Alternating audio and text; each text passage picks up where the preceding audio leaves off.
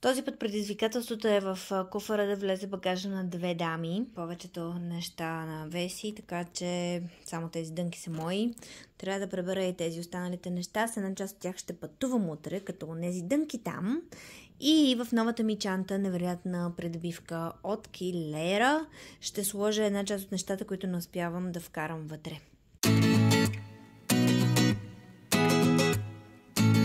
В Торино ще ходим само за 4 дни. Наистина, в момент си помислих, че няма нужда да купуваме дори един куфар carry-on, защото една чанта и 100 размер би трябвало да ни свърши работа. Все пак съм доволна, че взехме един куфар. Ще имаме някакво място, може би да си купим нещо оттам. Ще трябва да се преподреди отново багажа.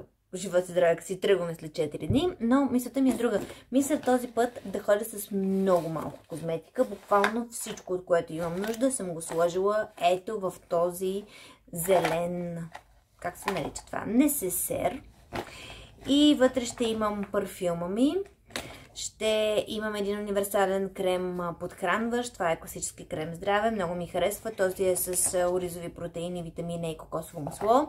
Взимам си фотозащитен крем за през деня. Взела съм си някакъв анти-ейдж с фактор 50+, който е на Lidl, но за фотозащитен крем върши чудесна работа.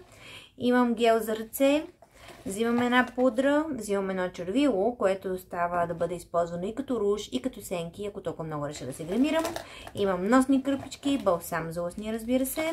Ще си взема четка за зъби и паста. Тук имам един серум за лице, който е с ретинол, затова и взимам толкова висок фактор защитен. Пила. Това нещо служи да си обираш, ако имаш нещо мазно по кожата, след като си прекарал известно време от деня и е минало време от поставянето на грима, но мисля, че ще го оставя и няма да го взимам с мен. И трябва да си сложа една спирала за мигли. Както сте забелязали, аз много рядко се гримирам, но особено в последните, може да се каже вече години. Дори ми се случва да отида в офиса без абсолютно никакъв грим. Това е част от желанието ми да не слагам толкова много химикали върху кожата си. Достатъчно е, че трябва да изслагам различни продукти за грижа, имам предвид бялата козметика, затова се опитвам да разтоваря кожата си максимално и всъщност да я мажа с колкото се може по-малко неща, без които така или иначе мога да карам. И общо взето откриваме естествената красота след 40 години. Дрехите са прибрани, между другото куфара се затваря без никакъв проблем, но не мисля, че имам място за да си купим нещо. С тези неща ще пътувам утре, само трябва да си измисля някаква върхна дреха, някаква блуза. Утре излитаме в 6:25, така че трябва да сме много рано сутринта на летището. Обаче ще заспя щастлива и в очакване. Аутфит номер 1. Това е за първия ден за пътуването. Много е рано. Новата ми придобивка. Това не е от равенето в килера на баща ми. Това е от разчистването на къщата на село. Намерих един купринен шал на баба и мисля, че съм повече от късметлия с тая придобивка. Така, готова съм. Това там е куфара и той е готов. Тази чанта, Торино, идваме да ядем шоколад. Любезно моля ви, закопчайте предпазните чеколани, да приберете масичките пред вас и да отворите шторите за иллюминат. Полетът ни беше без прекачване от София до Милано, по-точно до летището в Бергамо, което е на 30 минути от Милано. По изгрев бяхме в Бергамо. Това летище не е голямо и е лесно човек да се ориентира. Точно пред централния вход са спирките на различни автобуси, които стигат до Милано и до други места. В нашия случай имахме по-малко от час до автобуса за Торино. Купихме си билети онлайн през Flexibus. Може и на място, но рискувате да няма места и да трябва да загубите време до следващия автобус. Пътят от Бергамо до Торино е около 2 часа и малко с едно бързо спиране в покрайнините на Милано. Ако е час пик обаче, може да отнеме и 3 часа, така че внимавайте с връзките и следващите билети. Така изглежда мястото, на което Flexibus, а и не само те, спират в Торино. Не очаквайте гара. Близо е до центъра и се върви по много приятен маршрут. Точно като италианците ще направим ранен обяд в 13 часа. Намерихме си автентична пицария. По миризмата се ориентирах. В Италия повече отколкото в Гърция ми е трудно да си спазвам режима. Има твърде много храна с тесто. Ето това е пример за атрактивна пица. Има зеленко, има баланс. Пицата на Веси може много вкусна, но не е атрактивна. най-добрата пица. Кватро формаджо било най-добрата пица. Не, ето рустика е най-добрата пица. Името на град Торино произлиза от таурините. Така са наричали хората, обитавали северните планини на Пиемонте преди пристигането на римляните. От Торино тръгват емблематични италиански марки като Фиат, Лаваца и футболния клуб Ювентус. Четвъртият по големина град в Италия процъфтява, но все пак разходите за живот в града са сравнително ниски. Много е яка. Так ще вървим по една малка уличка.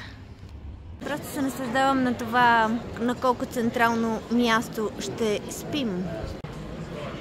Хубава врата. Сега остава и да ни отворят. Не ни отварят хората, които трябва да ни отворят там, където ще спим. И на една пресечка от тук, вижте какъв късмет и каква справедливост. Аз намирам биг пазара, през който да убием малко време, докато си влезем вкъщи. Да видим какво има тук сега. Хубаво мирише, да знаеш. Те може и да я имат в други цветове. Обаче виж как хубаво са съчетали пуловера с ризата отдолу. В това кафяво и синьо. Да, много яко. Има ли цени някъде тук? Освен на този пуловер, който е 32 евро. Тези пазари са типични за много европейски градове. Тук сме съвсем в центъра и улицата е отделена, за да се продават зеленчуци, сирена, колбаси и риба.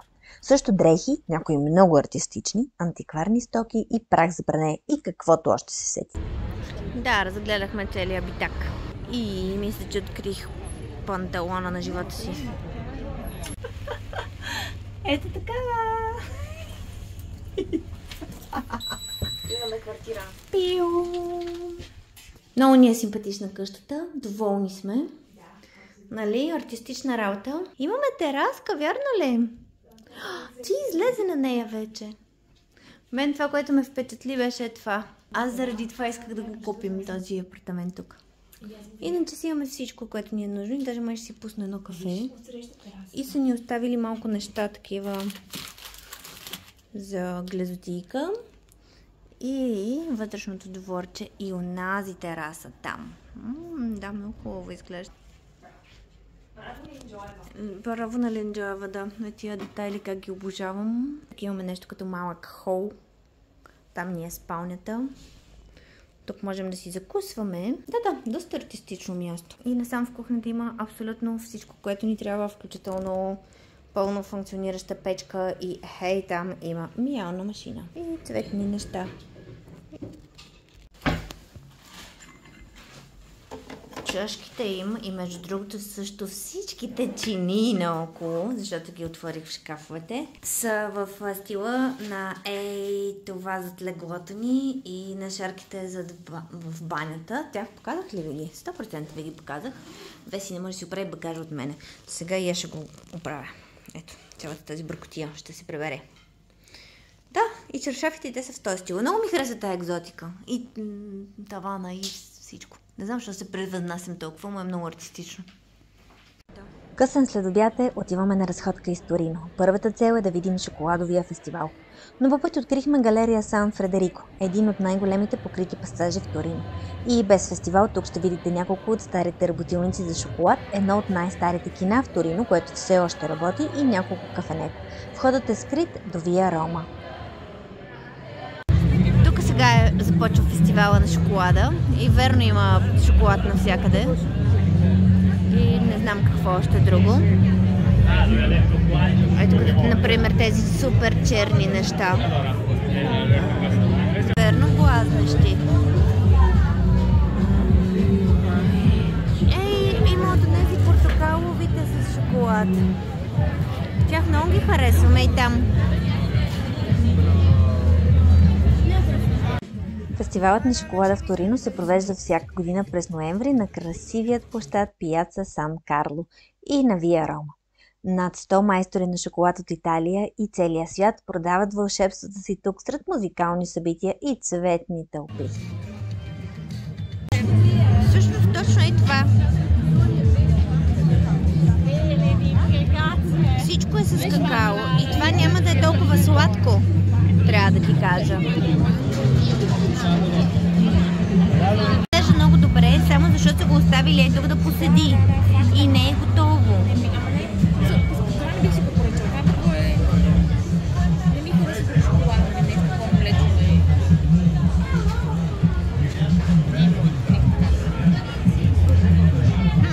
Аз съм силно изкушена. В този момент забелязвам някаква промяна в мен. Не съм в състояние да се нахвърля на храната и ми е тежко. Въпреки че съм изяла само един шоколадов трюфел и тук има толкова много други изкушения, на които иначе бих се поддала с лека ръка. Любовам се на нетипичната архитектура на двореца Мадама. Първо е бил средновековен замък, преди да се превърне в дворец с барокова фасада. Вървим към мястото ни за вечеря и буквално ставам разногледа. Фасади, хора, витрини и сергии с книги и ръчно изработени бижута по целия път. Торино е артистично място. Всеки истински красив артистичен град има река. Ето това е По в Торино. Сега ще слезем на тази крайбрежна улица, за да вечеряме на място за аперативо. О, обаче гледката ме кара да мечтая. Кажи ми за това отсреща. Не, няма. Отивах сценична треска. Църквата на Богородица на утехата е шедьовър на бароковото изкуство и е една от най-старите църкви в Торино. Вечеряме мезета в Вермутерия Пелитис на брега на По. Фредерико Перити прекарва живота си, изненадвайки кралски дворове и съновници от цял свят с традиционните си пиемонски рецепти. Опитахме един куп пиемонски тапас. Навън беше хладно и влажно, затова мисля, че изпих повече, отколкото трябваше. Да, току-що го разгадахме. Чипс от коприва. Много яко. Поне за солетите и за хляба. Нещо, което... Има няколко сосчета и тук с балсамико, мисля, че е едното. Не, за чипса малко. Да. И имаме ето тези също неща. Но ще трябва да си поръчам още нещо, да. Аз днеска съм си гладна. Има много хора, които просто са... безполови.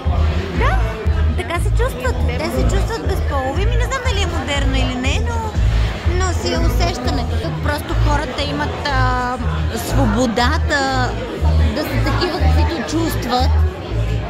И толкова. Значи аз искам да ми кажеш сега, на тия цени тук, чакай да ги снимам по-добре, кое точно е пола? Защото гледаме полата, гледаме детайлите и се сещаме, че това е полата откъде? От базара. От базара днес. Днес я имаше в кафяво, сиво и цикламено. В какви цветове я имаше? Кафяво, сиво и цикламено. Кафяво, сиво и цикламено. Сега я виждаме в черно. На витрина. На витрина. На витрина на това място в центъра. Извинете, а вие ми се подигравате за моите пазари. Моля ви, не дейте. Аз да се подиграх днес. Да, малко. На ум. На ум. Аз все много чух в главата си обаче. Колата беше хубава, но нямаше да си Обаче това е готино също, виж. Да, и обувките обаче не са готини. Кои обувки? Те не ми влизат в кадър, обаче са много яки. Много ми харесва съчетанието между грубиянски обувки, а горе са като на момиченце. Мери Джейнс са... С тъпия връх, нали? Така, патешкото връхче. Мери Джейнс, да ги посоча ли? Да. Ето ги, Мери Джейнс. Супер се вижда, да. Top of the Pops. Между другото, тук са на 39 евро, което не е зле. Да, не знам дали са естествена кожа или не. Сигурно не, ама в крайна сметка какво ти пука? Ние без това нямаме место в багаж. На средата на фестивала. Имаме джойстик и пантовки, заедно с оръжието и обувките на токчета.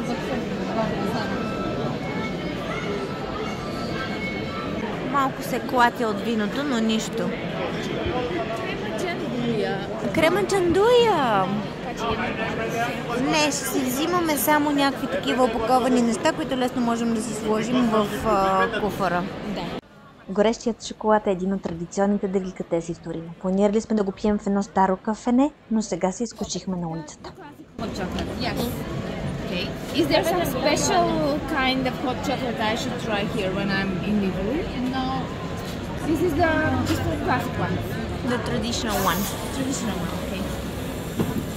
Wow. Okay, enjoy it. Grazie. Заради този диабет. Заради този диабет. ни е в кърпа вързан. Диабетът ни е в кърпа вързан, добре. Ето това е икона, която още нямаме в България. И това е прецедент. В България все още никъде не можем да видим модели, които са различен размер от XS. И да, моите уважения. Наистина днес го снимах като графит някъде. Под колоните беше. Но всъщност е изложба. Да, Торино ни посрещна добре. Много добре.